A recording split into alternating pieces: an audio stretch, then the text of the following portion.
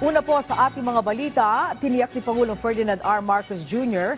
ang pinatibay na kaso laban sa mga sangkot sa maanumalyang flood control projects.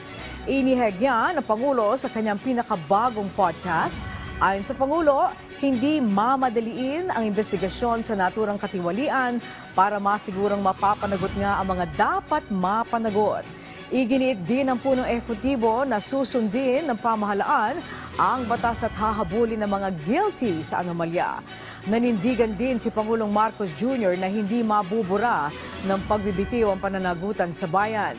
Matatanda ang binuo ni Pangulong Marcos Jr. ang Independent Commission for Infrastructure para mag-imbestiga sa maanumalyang mga proyekto, partikular ng flood control projects sa loob ng 10 taon. The sins committed, and I call them sins, it's no longer mistakes or corruption. The sins they committed it's hard to swallow. I understand that, but if we are a nation, a people of laws, we have to follow the law. Otherwise, whatever we do is not legitimate.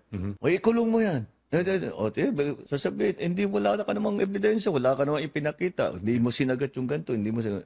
We have to be thorough also. If we're actually going to punish these people, we have to be very, very clear about what we are doing. And we have to be very, very clear that we go after the guilty ones. But I also worry sometimes, does resigning absolve people of culpability? No.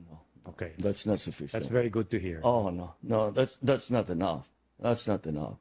There is a great deal of damage that has been caused, not only financial damage or economic damage, but actual damage to people's lives.